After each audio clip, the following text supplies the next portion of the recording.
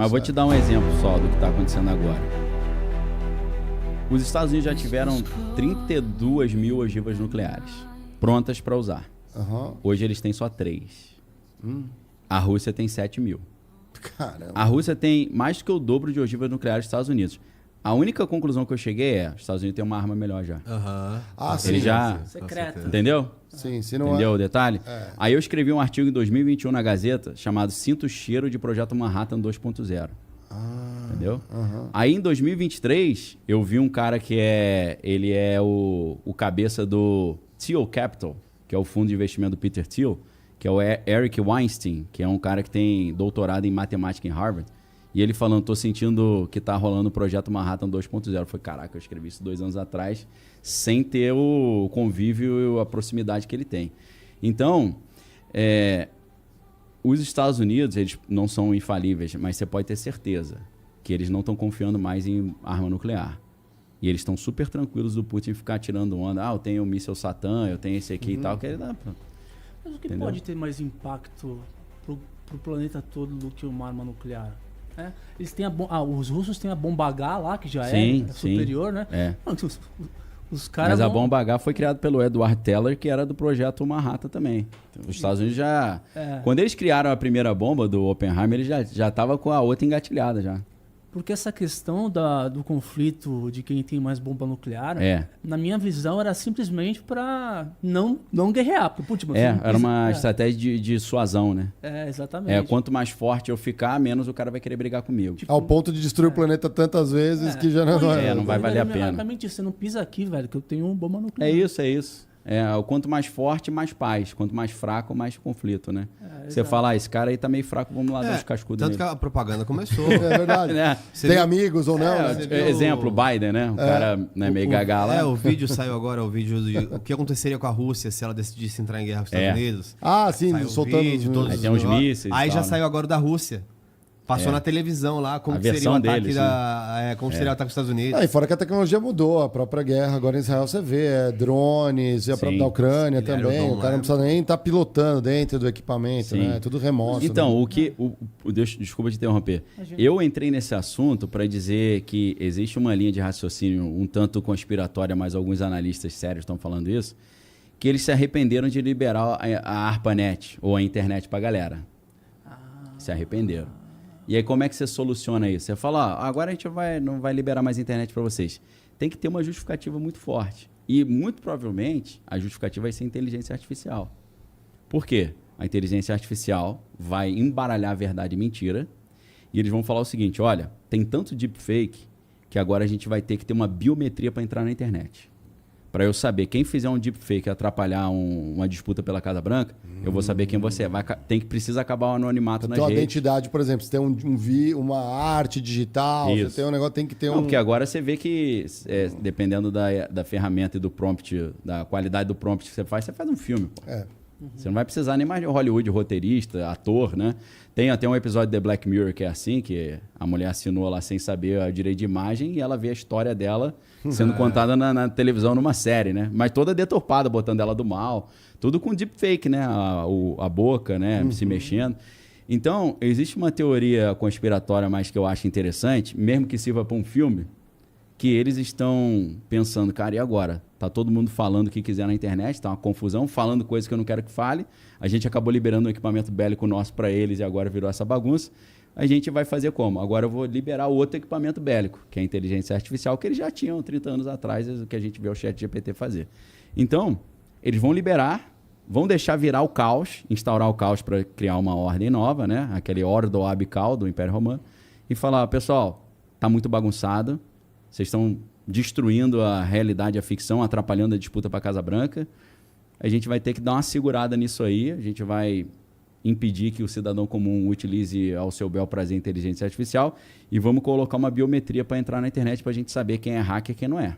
E também para a gente saber se não é uma inteligência artificial que está entrando na internet, tipo um CAPTCHA. Tanto que já teve um Entendeu cara, o problema? que é o ACO do Google lá, e falou: cara, vamos parar com a inteligência É isso aí, é o Mo Gaudat. Mo exato. Gaudat. Ele escreveu o livro Scary Smart, né? Assustadoramente inteligente. Esse tema é interessante. Vocês querem falar um pouquinho nisso? Mas aí entra num ponto só que é uma guerra que faz com que as pessoas implorem por autoridade. Né? Porque é ridículo. É ridículo, assim. As pessoas, eu vejo as pessoas aqui pedindo, não, temos que regular a internet. É isso. Claro que vai estar pedindo isso, mas sim, você acha que a regulação vai ser boa para você? Não, claro. É quem regula, né? Às vezes o objetivo é interessante, mas a mesma coisa, a gente já falou isso aqui, acho que o Google Stocco comentou a LGPD, por exemplo, que parece uma coisa boa. Estou protegendo meus dados. Sim. Só que ao colocar a LGPD, você criou uma barreira onde toda a informação que já foi capturada lá atrás já está na mão dos big players, dos grandes players. E aí, por exemplo, você não consegue ter uma startup de geolocalização, porque já tem o Waze. O Waze é de que grupo? Sim. Do Alphabet, do Google. Aí você não tem um Google Maps, porque já é do Google. Sim. É tudo do Google. Exato.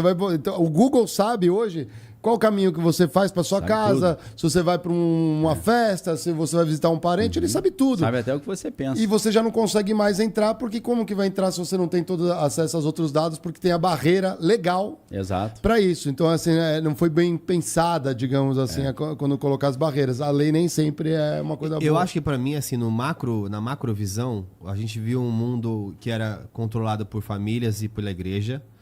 Depois vieram os estados. E o Estado, como macro coisa, viu que as empresas iam tomar essa porra. Falou assim, os caras estão querendo pagar, assim, sem cobrar. Assim, as pessoas querem pagar para esses bichinhos aí, essas empresas? Não. O imposto é nosso.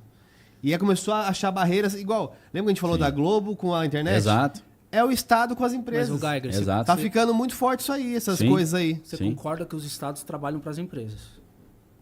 Como assim? O lobby, o Estado O governo americano trabalha, por exemplo, em alinhamento com as Big Techs para poder desenvolver tecnologia. Concordo. Assim como a própria Globo trabalhou com criadores para manter o seu próprio império. Mas, assim, esse é o ponto. Até onde é essa força de poder de controle. Ponto. E tem um lobby que ninguém... vejo pouca gente falar no Brasil, que é o lobby do complexo industrial bélico americano, né? Sim. Que são as empresas que mandam mesmo, né? A indústria que emite nota fiscal, ou seja, a indústria oficial mais rica do mundo, é a indústria bélica, né? Então, quando a gente fala de empresa, as mais poderosas são as bélicas. Então, quando você pensa nas empresas que fornecem equipamento bélico para os países, como é o caso da Lockheed Martin, que é a maior de todas, você tem a Boeing, você tem a Northrop Grumman, a Raytheon, essa galera manda, né? E essa galera que manda precisa de guerra. Sem ter guerra, eles ficam na inanição. E então é por isso que a gente sempre tem essa guerra. Não tem PIB. Lógico, pô. Se não tiver ninguém doente, o médico vai atender quem, pô, né? Aí eu imagino, né, a área de desenvolvimento ali, né, de novos negócios. Ele fala assim, esse país na África, aqui, ó, tem um grupo que se botar uma arminha na mão desse grupo, eles podem tentar tomar o poder. Desde o imperialismo, né? Exato. Porque como é que foi a Primeira Guerra Mundial, se você pensar? Por isso que eu sempre falo, eu não sou historiador, mas, né, quem não conhece história repete os erros do passado. A gente, às vezes, esquece, mas... Provavelmente o primeiro país que virou um Estado-nação, conforme a gente conhece, foi Portugal. Por causa das guerras, as guerras ali na Península Ibérica contra os árabes, né? Os mouros, E os mouros. Então, eles tinham aquelas guerras, e aí os heróis dessas guerras receberam terras de presente. Uma das terras que eles receberam foi Portugal, né? Que era o porto ali. E aí o cara falou, essa terra é minha, agora eu que mando nessa parada. Aí Portugal, provavelmente, é o primeiro Estado moderno que existe. E aí depois você tem a Espanha, você tem ali a França e tal. E esses Estados-nações foram surgindo, e por incrível que pareça, a Itália e a Alemanha chegaram por último. É verdade. Quando você vê a história do Giuseppe Garibaldi, Anita Garibaldi. A unificação italiana. A unificação italiana, os carbonários e tal. E você vê essa história do Bismarck na Alemanha, o que acontece? É uma galera que chegou atrasada na festa. Porque a Espanha e Portugal fazendo isso dominou o mundo, a Espanha dominou o mundo, aí depois a França dominou o mundo, o Reino Unido. Quando eles viraram o país, eles falaram, agora eu quero controlar uma parte do mundo. Os caras falaram, agora já era, já peguei até tudo. A Bélgica, que era desse tamanho, já tinha, o né? Congo, né? Era da Outros Bélgica. países. Então, aí quando eles chegaram e falaram, agora eu virei um país, quero um pedaço para mim. Os caras, não, para pegar um pedaço você vai ter que sair no braço. E o que eles fizeram quando eles dominaram, então, o continente africano? Já nessa estratégia de dividir para enfraquecer e enfraquecer para dominar. Pegaram tribos que eram amigas e separaram, pegaram tribos que eram inimigas e botaram junto, para deixar os caras sempre brigando, sempre fraco. Entendeu? E essa estratégia sempre padrão, né? Aquela antiga política do equilíbrio das nações. Sempre que um país começava a se destacar muito, eles iam lá e... né? É o caso do Paraguai mesmo. A Guerra do Paraguai, em muito sentido, foi o quê? O Paraguai se destacando, virando uma potência, tentando achar um acesso para o mar para poder crescer ainda mais. A Inglaterra botou pilha para a galera dar uma baixa bola do Paraguai. Há quem diga que se a Inglaterra não tivesse intervido aqui no Paraguai, ia ser uma puta de uma nação, cara. É isso, de primeiro nível, primeiro mundo, é isso. Então, isso sempre existiu. É lógico que está acontecendo na Ucrânia, tem a ver com isso. Mas o que eu não sei se encaixa isso, se é possível, mas para mim, já que eu falei do complexo industrial militar, um dos aspectos mais fortes hoje nessa estratégia dos Estados Unidos de usar as novas tecnologias que eles têm, que são melhores que a bomba atômica, mas sem dar spoiler para o oponente fazer uma engenharia reversa e ter também, é questão alienígena. Aí entra a questão alienígena. Eu acho que eu sou um dos poucos no Brasil que fala da questão alienígena a partir de uma estratégia de propaganda, de operação psicológica.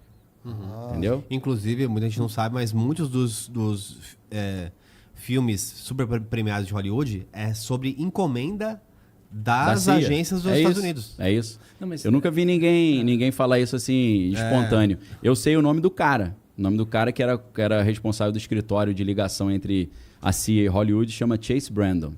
Ele ajudou a fazer Missão Impossível 3, Eu Sou a Lenda. 24 horas a série. Várias que vão colocando você em situações de pós-apocalipse. Mas aí que tá, né? A humanidade, eu fui muito inocente durante a pandemia, que eu falei assim, caramba, é um negócio muito grave, que mexeu no mundo inteiro. Eu falei, puxa, tem aí uma fio de esperança de que agora o mundo vai se unir a galera vai ficar para uma coisa maior. Mais amorosa, né? Não foi o que aconteceu. A gente viu a disputa por vacina, por matérias-primas, foi caindo toda a cadeia de abastecimento. De interesse em cima, né? De se aproveitar da situação. Justamente. E aí, não interessa a ameaça. Ela pode ser uma ameaça espacial. Exato. A não ser que seja um meteoro, aí os filmes... Mano, mas tinha só uma forma do mundo se unir numa situação dessa. Uma invasão alienígena. É isso aí, cara. Exatamente. É isso aí. E é o que Hollywood tá. Dá pra entrar nesse assunto? Lógico. Não é assunto de alienígena, porque isso aí o Edson Boaventura e a galera fala melhor do que eu, mas a parte de propaganda, de psicologia social, de engenharia social, de operação psicológica disso é incrível. Hollywood não é uma indústria de entretenimento, é uma indústria de propaganda. É uma indústria dos Estados Unidos fazendo propaganda de si mesmo para convencer as pessoas do que eles querem que elas pensem, a favor deles. Aí você fala, novidade nenhuma, não foi o que o Alexandre o Grande fez? O que Alexandre o Grande fez? Ele dominou o mundo conhecido, em vez dele falar, agora a Grécia te domina, meu amigo, paga impostos para mim. Não, ele chegou e falou, agora todo mundo é grego. Você também é grego, aí você vai falar minha língua, você vai ter minha cultura. Ele instaura um ginásio grego e bota a elite toda para estudar no ginásio. E é por isso que você vê o Antigo Testamento da Bíblia escrito em hebraico, mas já na época de Jesus, o Novo escrito em grego, porque eles colonizaram culturalmente. Então, a mesma colonização cultural que Alexandre o Grande fez para desencorajar a rebelião, porque se o cara está lá em Israel, mas ele fala grego e se acha grego, ele não vai brigar contra o Império Grego. Ele, não, eu sou grego também, pô. Tem cidadania grega, entendeu? Então, os americanos fizeram isso. Você vê nos anos 50 lá, Casablanca, Humphrey Bogart, todo mundo imitava ele, bonezinho, cigarrinho e tal, terninho. Depois dos anos 60 lá, o Marlon Brando, né? O James Dean, que é camiseta branca dentro da calça, cintinho, todo mundo igual. Então, trás, né? Hollywood está sempre controlando a mente das pessoas, passando a visão de mundo. Aí é o soft power, né? Exatamente. Aí entra os filmes de alienígenas. Entendeu? Então, mas aí... Isso é uma doutrinação de operação psicológica. Qual que seria... Eu só não peguei qual que seria... O objetivo? O objetivo, isso. Exatamente. Então, o objetivo disso é, primeiro, esconder as novas máquinas. Como? Se você chega para o Pentágono hoje, você fala, Pentágono, qual é a melhor aeronave que vocês têm? Eles vão falar, o Bombardeiro B-2. Você fala, não tem como, o Bombardeiro B-2 é de 1986, pô. Vocês não fizeram nenhuma aeronave melhor que essa? Você vê o gap dos 30 anos. Aí você fala, não, deve ter outra melhor. Acho que não, tem o Lockheed Martin SR-74. Você fala, pô, esse é de 89. Você não tem nenhuma aeronave nova? Se você pega a empresa Northrop Grumman, que faz esse bombardeiro B-2, que é aquele stealth, né, que é o invisível, ele já parece um triângulo. Ele é meio um formato meio de OVNI. Se você vê as outras aeronaves teóricas, que eu não tenho documento para mostrar, mas tem gente que diz que trabalhou nelas. Edgar Fouché, Stan Dale e o Bob Lazar. Bob Lazar já é mais no universo de ufologia mesmo. O Edgar Fouché é o cara que diz que fabricou essa aeronave chamada TR-3B, que é um triângulo igualzinho ao OVNI. E por que eles não deixam ninguém saber da existência dessa aeronave? Ou por que não deixariam, se a gente está falando hipoteticamente? O cara pega a aeronave dessa, vai lá na Rússia, joga a bomba e volta. Os russos falou, tá jogando bomba em mim? Ele falou, não, foi o OVNI, foram os alienígenas. Mas você tem assinaturas, né? Dependendo da bomba, você consegue saber ali. Você consegue, mas é uma tecnologia tão avançada que, às vezes, nem para a Rússia é legal entrar nesse mérito. Sabe por quê? Aí é outra teoria. Essas aeronaves têm um sistema de propulsão que é autorrenovável. Se essa tecnologia fosse conversada na telejornal, a gente ia perceber que a gente está pagando conta de luz à toa, que já tem tecnologia que ninguém precisaria mais pagar luz. Pô. Aí, o que você traz? Você traz abundância, você traz autonomia, você traz liberdade. Mas não, tem que ter sempre escassez, controle e dominação. Geração de demanda. Que sensacional, cara. Entendeu? Caramba. Meio conspiratório, mas é... É 50% conspiratório e 50% documentado. Entendeu? Porque vou te dar um exemplo. O Bob Lazar, ele diz que ele trabalhou lá popularmente conhecido como Área 51, mas para eles é S4, né? O Groom Lake, que é o nome real, que fica ali no Novo México. Ele disse que a propulsão dessas aeronaves que ele estava trabalhando nos anos 80 era um elemento químico chamado moscóvio, que era o elemento químico número 115. E quando ele falava isso em 89, o nego ria da cara dele, porque não tinha. Uhum. Agora, depois de uns 20, 30 anos, cara, não, descobrimos o moscóvio, elemento 115. Ele aí, ó. Só trabalhava com isso aí, ó. Entendeu? Então, você vai vendo que realmente coisas que eram tidas como altamente delirantes começam a ter base. Ele diz que para ele entrar no galpão lá onde ficavam as aeronaves, ele tinha que botar a mão num reconhecimento, como se fosse uma biometria. E a biometria não era da impressão digital, ela fazia uma análise da distância entre os ossos da mão. Aí, depois de 30 anos, os caras acharam uma máquina dessa dos anos 80, que o cara falava que usava para entrar na empresa. Ou seja, vai confirmando toda... Vai confirmando. Então, a operação, para mim, né, quando eu falei que tem um projeto Manhattan 2.0, que vocês já devem ter visto o filme aí, o sucesso do projeto Manhattan era o sigilo, né? Uhum. A grande questão era o sigilo. E a gente tem que lembrar que o projeto Manhattan, ele não é um projeto do Pentágono, ele não é do Departamento de Defesa, é um projeto do Departamento de Energia. Porque eles estão falando com energia atômica, né? Então é DOE, Department of Energy. Tem a agenda da fusão nuclear também, né? Sim, isso aí tá... Se a gente está sabendo disso agora, é porque os caras estão brincando com isso já... Exato, entendeu? A própria inteligência artificial. A gente fala assim, a gente está acessando o chat GPT. Claro. Isso é o que permitiram. A melhor mesmo, mais avançada. Aí os caras falam, será que várias coisas que a gente viu na televisão, será que não era imagem fabricada por inteligência artificial? Aí já começa essa piração. Aí não é impossível. Pode ser improvável, mas não é aí vai ter que ter aquele factual, assim, tem que ter testemunho em tudo quanto é lugar. Vai ter que ter o cara, né, presencial.